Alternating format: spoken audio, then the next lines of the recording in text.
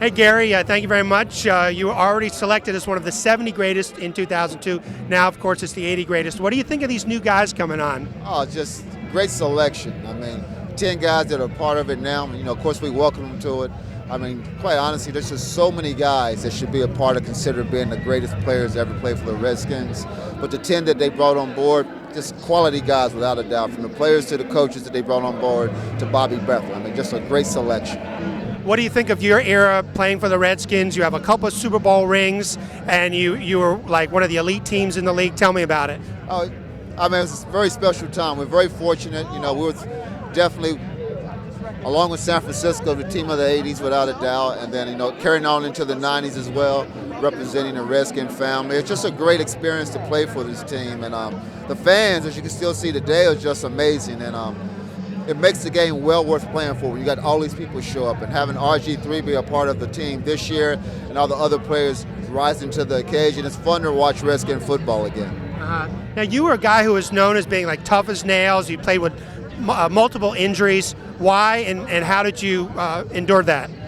Well, basically, I mean, I was very fortunate that I had a high threshold for pain, so I could get through a Sunday afternoon with the injuries that I did have, and just to will, I like to play, and I hate to lose, and I always thought if I was on the field, our team had a better chance of winning. So that's the main reason it drove me. I'm just a guy who doesn't like to lose at all, and that's what I'm seeing now with this team here is that like they know that they're playing well, they know that they're playing better, and they know that they brought excitement back, but they truly do want to win, and they get upset when they lose, and I like that. How'd you like being part of the Posse, you, Art Monk, and Ricky Sanders? I could not ask for two fellow receivers to be a part of a group with. Having Art and having Ricky sure made my job a lot easier, and I hope having me made their job a little bit easier as well. And you know, anytime you got Art Monk and Ricky Sanders, what more can you ask for as a receiver to be in that same tandem and that grouping? And it was just a fun time to be a receiver with this team.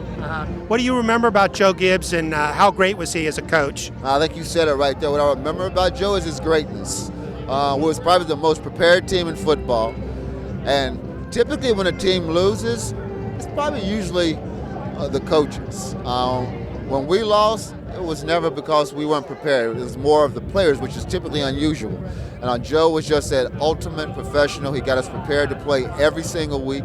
He took nothing for granted, and for the most part, we came out and played extremely hard for the guy.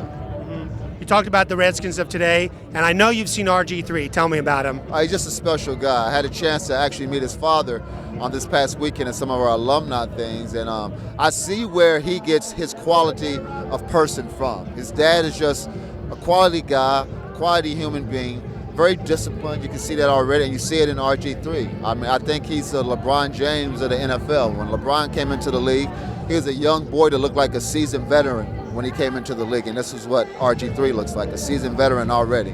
He's never going to answer a question incorrectly. You're never going to get him to say something that he does not want to say. You're not going to push him to say something that he should not say, and the play speaks for himself.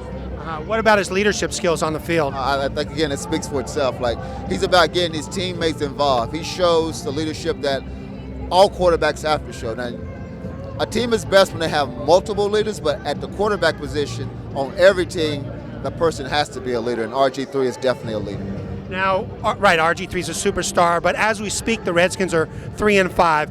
What does this team need to get to championship caliber? Well, you play as a team. I mean, let's not get it twisted. Teams win football games, not one person ever.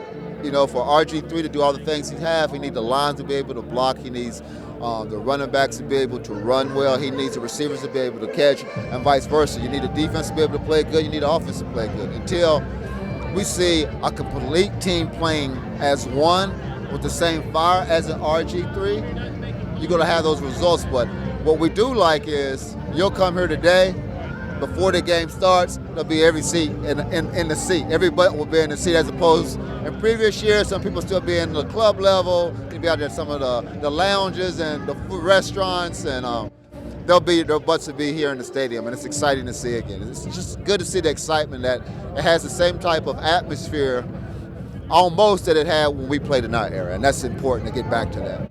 Thank you very much, Gary. Really appreciate it. Thank you.